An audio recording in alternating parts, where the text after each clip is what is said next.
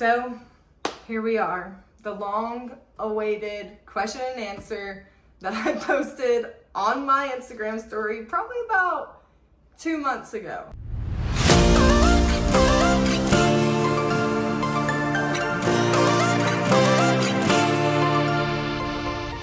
Well, it has been a crazy couple months. A lot of life changes have happened, and so I wanted to finally do this video. Some of y'all's questions were a little bit spicy, but so I don't know if we're gonna answer those. For the most part, y'all asked me things that are pretty typical that I get asked a lot, especially out in public.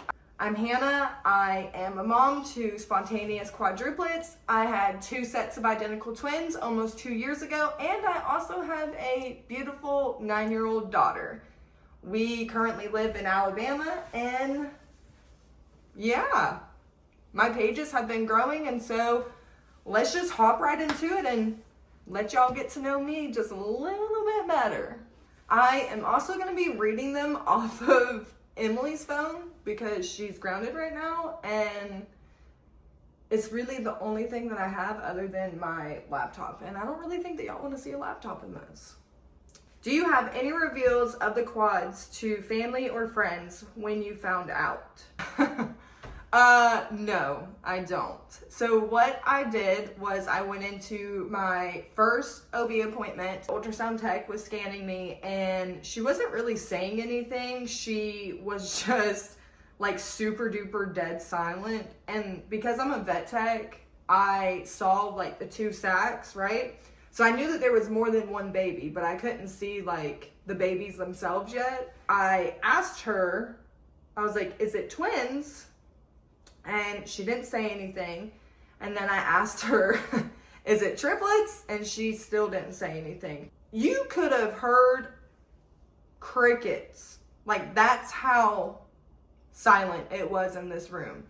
And at this point, I'm like starting to panic a little bit, and she puts her hand on my knee and she says, sweetie, there's 4. I lost it. I was hysterical. I was sobbing. My husband was laughing, and in my mind I was like, what about this? It's funny. I wasn't trying to get pregnant, but now you're telling me that I have 4 babies inside my stomach. The way that we revealed to our family was I texted them asking them if they were sitting down, because everybody knew that I was pregnant and that we were at our first appointment, and all I said was, there's 4. And of course everybody thought that it was a joke, and so I sent them my ultrasound picture, and yeah, that's how I told everybody. Later on that day, because like my family was already starting to tell other people and they were starting to reach out to me, I posted a like Facebook picture of Michael and I will actually show you guys it right here.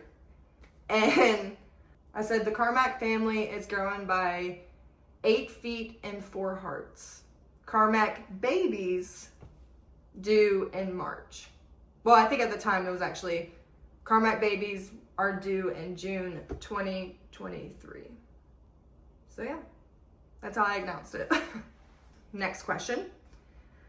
How did you get the babies on a schedule with naps and such? One of the good things about our babies being like NICU babies was they were already on a schedule. Like, they were already sleep trained and everything like that. And so whenever each baby would come home, I would revise the schedule, and then I would just adjust each one of them, because our babies didn't come home from the NICU at the same time. They came home at different times. Evelyn, she was our first one, and I think she was at home for almost a month before Adeline came home, and then David came home 2 days after Adeline, and then Daniel came home a month after them. I just have always stuck to like a strict schedule. You're gonna eat all at the same time, you're gonna play all at the same time, you are going to nap at the same time. You know, one thing about multiples is that you just have to have that strict structure or it's going to be chaos, and it's already chaotic to begin with. Firm believer in schedules. This question is a little bit personable. I don't really talk about this kind of stuff on my socials just because like I don't want people to judge me for my past, but this one is, How did you get sober and how did you make your recovery stick? Congrats, by the way. I love following you. For you that are all watching, my husband and I used to be heroin addicts back in 2015 to 2016. And what happened was that basically I overdosed, and because of that overdose, we decided that we were gonna get treatment. We had tried to get sober before, but we just couldn't do it. Like, we're from Charleston, South Carolina, and so we ended up moving to Alabama to try to get sober because in our mind we were like, well, if we're not around drugs, then we're not going to do them. But that's literally not the case. Drugs are everywhere, and if you really want to find them, you will find them. And that's what we did. We did all the right things while we were trying to get sober. We went to church, we went to small groups, we, had accountability, but, if one would relapse, the other one would relapse. I mean, it was just a cycle of a toxic merry-go-round that we couldn't get off of. And so once I had overdosed, 7 days later, we went into treatment. It was a long-term treatment facility, and we've done really good. I had to go back after that year for restoration just because I was around the wrong people at the wrong time, and somebody pulled out a bag of heroin in front of me, and I decided to do it. And I think I was back in addiction for about 3 months, and then I went through another treatment facility in New York, and it changed my life. That's the long story short. Which products helped you a lot with quadruplets? I did not breastfeed at all. Could not, would not, didn't even cross my mind to breastfeed because there's 4 babies and I've never produced enough milk, even with Emily. So I got the baby Barizas and they were a game changer, y'all. It's like a Keurig on crack for babies. The best thing that was ever invented. I'm not even kidding. That's my number 1. Number 2 was my Boppy pillows. So we had 2 twin Boppy pillows, which you guys see in my content all the time. Those were definitely a life changer. I had this huge baby jail. I called it a baby jail, but it's really like a baby playpen. That was a big thing. And of course, your stationary seats, your bouncers, but really those were the main things. I absolutely love Dr. Brown products. My babies have always used Dr. Brown products. So, Dr. Brown, if you're watching this, please sponsor me. I'm just kidding. I am pregnant with, oh, I'm so sorry I didn't get this. I didn't get it in time. I am pregnant with quads. Can you please tell me which trolley is best for them? So, I'm assuming they mean a wagon or a stroller, a trolley. She must be from England or something like that. Right? Is that England? I don't know. I promise I'm not dumb. The best of the absolute very best, if you have multiples or even just a couple kids, is Wonderfold. I could not do what I do without my Wonderfold wagon. Guys have never looked into it, look into it because they are a game changer. We love them. Wonderfold. All the way. Tell us about the journey of quadruplets from hardships to good results. Oof. Well, I'm gonna make this one short and sweet. Our journey has been very blessed. We had really healthy babies. One of my sons has a heart murmur that he developed from me. One of my babies came home on oxygen and was on oxygen for almost an entire year. That was definitely a hardship. It's scary whenever your kid turns purple on you randomly, or if she would get sick, we would have to do albuterol and flow vent. I mean, that was the hardest thing I think that we ever went through. Daniel and David, they take gabapentin for possible cerebral palsy. They can't fully be diagnosed until they're about 2, which they will be 2 here soon. So that was a hardship to have to walk through, that a possible diagnosis of cerebral palsy. You never want to hear that your kid could have something debilitating for them. As for good results, my babies are healthy, they are growing, they are thriving and learning new things. Adeline came off of her oxygen last January, so it's been a year. Whoop whoop. Daniel and David, their gabapentin has helped them with hypertonia. If you don't know what hypertonia is, it's whenever like their muscles are just like real tense, and so they would like scream and cry before and like roll, like alligator roll. That was a hardship. Because I thought they had colic, but come to find out they had hypertonia. The really amazing thing about having quadruplets is that you just see these miracles right in front of you. Lord handpicked these babies just for us. You can see their personalities, and now that like they're getting older, you can see which twin connects with one twin, and like they're starting to talk, and I'm not gonna cry, I promise. I want to cry because I just think about like from NICU not knowing like what was gonna happen to where we are today. It's miraculous. It's the redeeming love of the Lord that like he loves us so much that he wanted to give us such a legacy, and because of that I give him all the honor and the glory and everything else, because without him I could not do what I do, and I know that my husband could not do it, and honestly the babies couldn't do it. I mean, there were times whenever I would stand over their crib and make sure that they were breathing. It was crazy, but they're thriving and they're doing really, really good, and they're learning, and it's really good. Like really, really good. I wouldn't change my life for anything. I know I joke about it on my socials, like, oh my God, I have quadruplets. I never asked for them. I needed them just as much as they needed me. And it took me a long time to realize that. Like, they changed who I was for better. And I don't know, I love them. They're so cute. Are you working? If so, how do you manage? Or else, how did you decide to quit your job? Well, I left my job. I was a veterinary technician at an ER clinic. Once my first baby came home, I basically quit my job because I have a newborn baby, and I knew that I was gonna have quadruplets. And so my husband and I decided that I would be a stay-at-home mom, which, let me tell y'all, I don't know how I do it because I am not a stay-at-home mom material. That's not what I ever wanted to be. Like, I wanted to be a veterinary technician. That was kind of hard to like put that side down, or that part of my life down. My job is social media.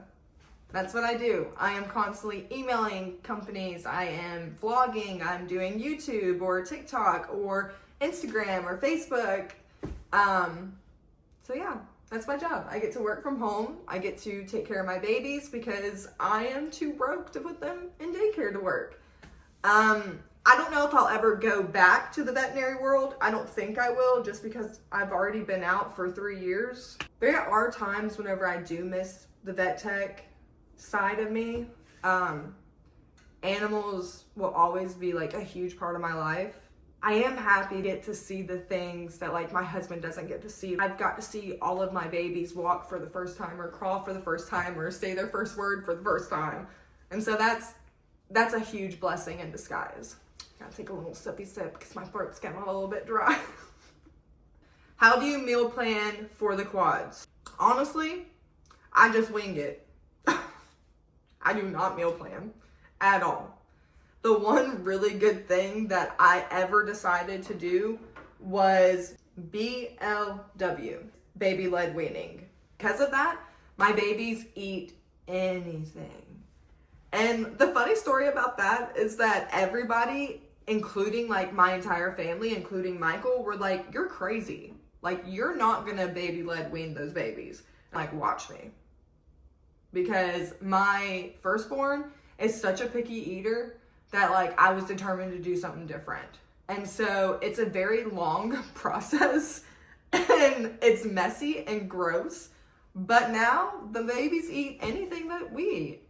So whatever I cook for dinner, they eat it. Whatever I cook for lunch, they eat it. So there's really no meal planning. The one consistent thing is that they get eggs every single morning. Do you ever mistake them for each other? All the time. Especially my boys. Like, sometimes I have to look at their eyes and then I'm like, oh yeah, you're David. There's actually a video on my Instagram and my TikTok page, and it may even be on one of my shorts on here, where I thought that it was one of the boys, but in reality, it was not. And then I realized that it wasn't, and I was like, oh yeah, well that makes more sense. So yes, I get them confused all the time. How do you manage your kids without getting irritated? I get irritated sometimes in two. I think she meant with two. I'm just gonna be super duper honest because that's what I'm doing. I get overstimulated very easily. And it's because I'm only one person here by myself most of the time. And whenever you have one baby that like wants your full attention, and then you have another baby that like is trying to climb on you, and then you have more babies that are crying, it's hard not to get overstimulated. By the end of the day, whenever my husband gets home, we have to start their nighttime routine, and I'm just like, done, y'all. Done. So I do get irritated a lot. I just don't show it all the time. But also there's the factor of grace too. Like, they're babies. They want to be with me 24/7. And so sometimes I just kind of like, if I get super overwhelmed and irritated, I just leave them in their playroom and I just walk away for like 5 minutes and take a little breather, because you know, your mental health is just as important as being able to take care of them. And if I'm mentally not there, I can't do it.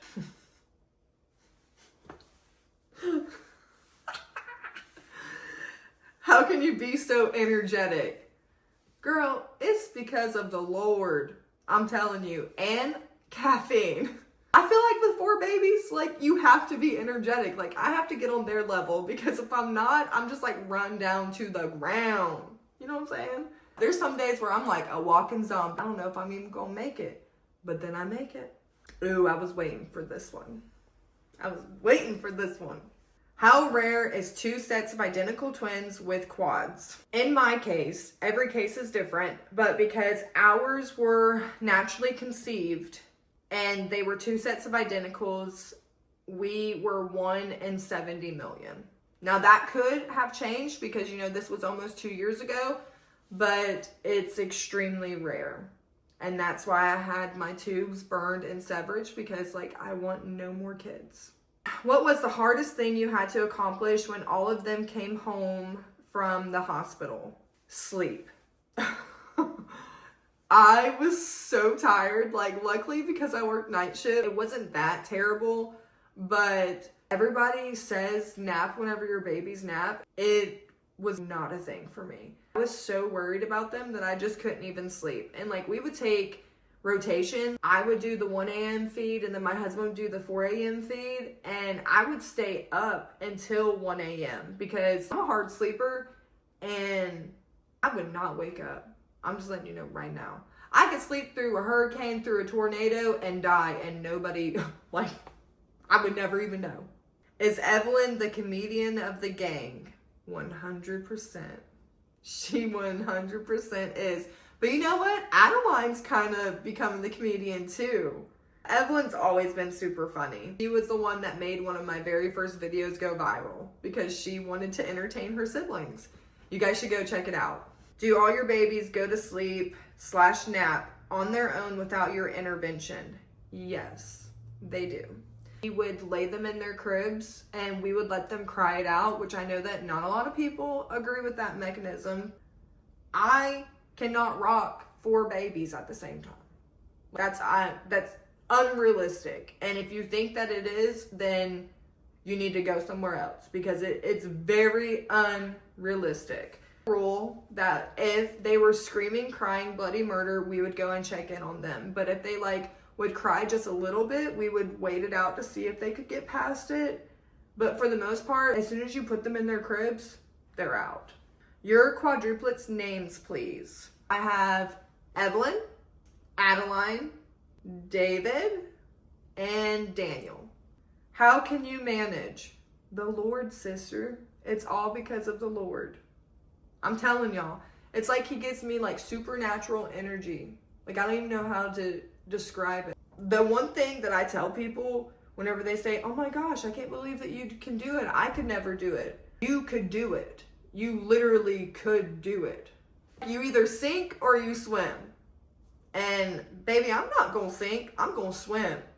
You know, like Dory, just keep swimming, just keep swimming. That's me. I'm just gonna keep swimming. I'm pregnant with twins, also have a 14-month-old. Can you give me your top 5 pieces of advice? My top 1, schedule. Absolutely, cannot live your life without a schedule. Number 2, let your babies cry it out. I know that you probably want to like be there and coddle them, but they're a lot stronger than you think. So I would let them cry it out, because there's too many people that don't do that and then they scream and cry all the time. And you don't want that. Number 3, socialize them. One thing that I wish that I would have done in the beginning was socialize my babies with other babies, because sometimes they're not really nice to them.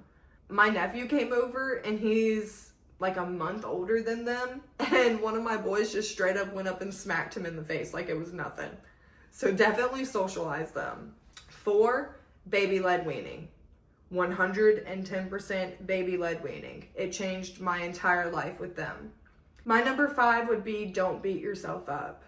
On your bad days, don't sit there and squall in your pity and think that you're failing as a mom, because honestly, you're just doing the best that you can do. And that's all that we can ask for. So give yourself props, mama. You got twins, you got a beautiful 14-month-old, and you're gonna make it. May I ask, how can you tell all the kids apart? The babies and or toddlers? Well, they're toddlers. Adeline has a birthmark on her foot, and so I can tell her apart by that. And also my girls have a size difference. Evelyn is big baby Carmack. She's the biggest out of all of them. My boys, so Daniel has like a mischievous look. I'll show you a photo of what I mean by it. So, and he does this look all the time. And David, he just smiles all the time. Like literally all the time. I don't know, I'm with them all the time, so it's easier for me to tell them apart compared to like somebody else. How did you come up with their names? I named the girls, and then my husband named the boys. And then for their middle names, we named them all after a family member that's in our family. How old are they? They will be 2 in March. How can you deal with so much? You are my hero, my role model, everything. Oh, Miranda, you're so sweet. I love you. Like I've said, I just take it one day at a time, one moment at a time. If I get overwhelmed, I take a moment for myself. Luckily, I have an amazing husband who lets me go for car rides where I blast my music and dance it out. And also, my number 1 top secret thing that I do if I'm really, really overwhelmed, whenever the kids go to bed, I take all the stuffed animals and I throw them at a wall. And it makes me feel better. I know that sounds really crazy, but you should try it. Say the naughty one among all 4. David. 100%. Do any of your babies wake up during the night? If yes, what do you do? So my babies, they do not wake up during the middle of the night unless they're sick, and then we'll like go see if they need their diaper changed or if they need Tylenol. But other than that, they have been sleeping through the night for a long time. Their schedule is they go to bed at 6 p.m. and they don't wake back up until 7 a.m. Do you take care alone with all 4 lovely babies, and were they born via normal delivery? For the most part, I take care of them by myself during the day. Sometimes I would have some family come in for help and help me. Like in the very beginning, I flew my stepmom out from Denver, Colorado to help me adjust the babies just because Michael couldn't take off of work. But, you know, thank God for a village, because I could not do it by myself all the time. You would see me in a straitjacket in one of those rooms that's like bubble wrapped up, and I would be hitting my head on the wall if I didn't. As for delivery, I had an emergency C-section. So they do not let you have normal vaginal delivery whenever there's more than 3 babies. Sometimes with triplets they do, but in my case, they did not. Like, that was not an option. And honestly, I was like, I want a C-section. What is the age gap between your oldest child and the quads? So Emily is 9 years old and the quads will be 2 this year. How old am I? Can I lie? No, I'm just kidding. I'm 30. I would like to be younger, but it's okay. 30 and thriving. Well, that is it, you guys. Thank you so much for getting to know me a little bit better. And I'm thinking about doing this at least like once a month. I may do like specific topics. So if this is something you guys would like to see more of, please let me know in the comments. And I hope that you all have a very blessed day and stay tuned for our upcoming videos. Bye!